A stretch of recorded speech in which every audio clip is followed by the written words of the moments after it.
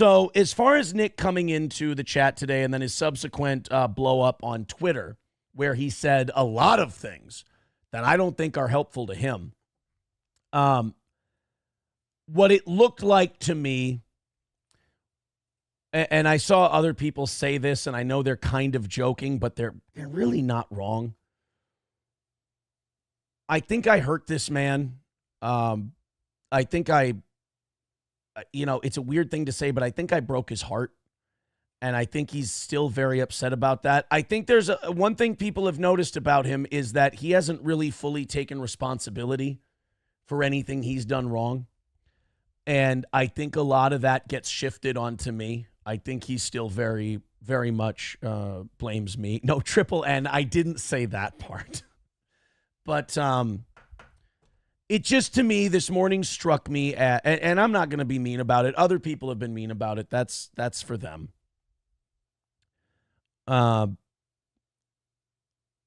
Something bad must have happened, and he's spiraling a bit.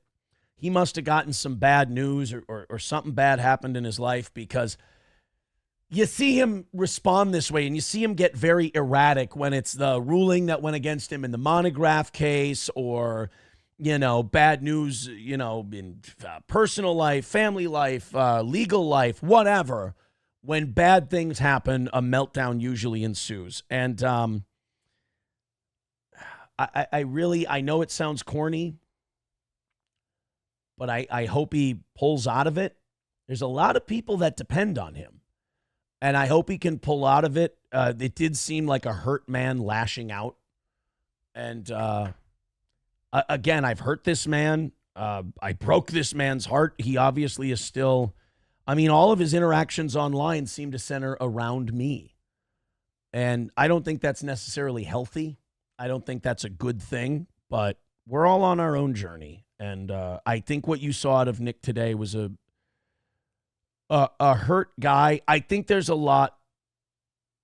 I hate to be this guy, but I think there's just a lot of stuff that probably goes back 35 years, maybe to like 6, 7 years old. That's where a lot of our trauma is first established. Nick does seem to have a little arrested development. Maybe there's some things that need to be exercised, but he was not well today. And I hope he gets well, because like I said, there's people that depend on him. And being in your pushing your mid-40s and still doing things like this is never going to be a good place for you to be. Physically, emotionally, spiritually, whatever. So yeah, whatever went wrong for him today or yesterday or over the weekend or whatever, I hope he finds some kind of peace from it. And as far as today goes, yeah, that was heartbreak. That was a lot of anger and hostility coming out today. It was a lot of lashing out. And, I'm not going to play the wonder what it is game. Like I said, my life is better off with that in the past. But look, the guy's got a lot on his plate right now. The guy's going through a lot of shit. And he's also doing it while not coming clean that he ever did anything wrong or bad that he should be ashamed of. And you're never going to fully grow from that if you don't do that. But that's my take on what happened this morning. Chevrolet JB has another idea. He says, you touch another man's dick, it's forever, Aaron. Gay twister in all caps. Oh, my God. We're never breaking gay twister, are we? I don't think we ever are. 225 is the number today. MN Vikings with 199 says, what's the new Nick news? Have a good night. There is none. He was in the chat this morning, and he was having a hard time, and it really did seem like he was lashing out. And, again, people in the chat saying jilted lover. It seems that way, but I'm not saying that to be insulting. I'm saying that because that's how it reads. That's how it looks to me. And then he's making excuses for a guy who says awful things about people's children. That's not exactly a good look as a father, and especially the things that he's charged with and the tests that we've seen that have come out and all that stuff. I don't know if that's necessarily a good judgment call as a parent. Nick is very clearly upset with something that's going on in his life, and I have to pay for it. Nick is trying. Let me say this. Nick is clearly trying to goad me into saying something harming myself, doing something that he thinks will be like oh. He's never been the smartest guy in the world.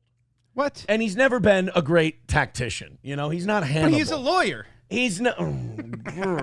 He's not Hannibal. Yet when he shows up, he's not Hannibal, for God's sake. So he's very clearly lashing out. And he's like, maybe Aaron will follow me and he'll say something. Matt, I'm not heartbroken. No.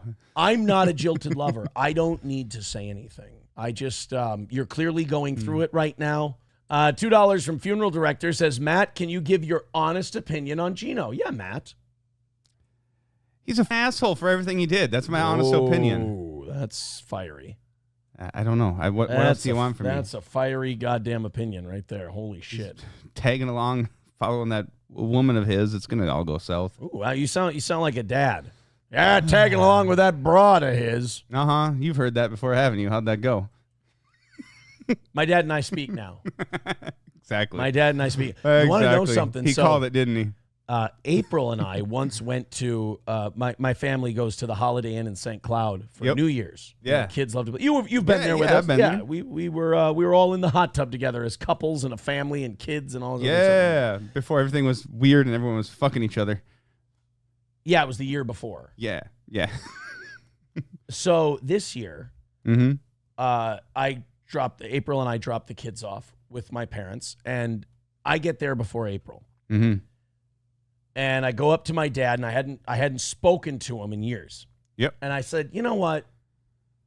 Today's the day where we bury the hatchet. Enough of this nonsense. So I go up to him, I hold my hand out, and I go, I love you. The past is in the past. I'm sorry. And shakes my hand, hugs me, and then he says, and this was now that I look back, this is very ominous. He goes, it'll be the past when it's in the past. And I know that he meant her. And I know that it was him saying, she's Yoko, brother.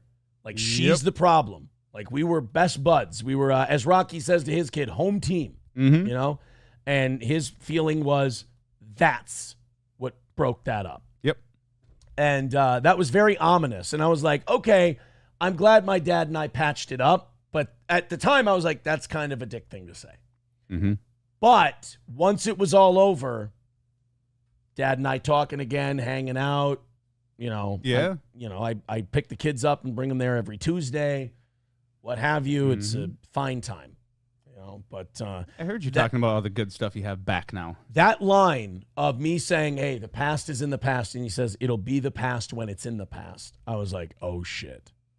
I know what he means. Yeah, he was on, you knew he was on board with, we're good, but we're not good yet. We're good. Type of thing. It's not good. Yeah.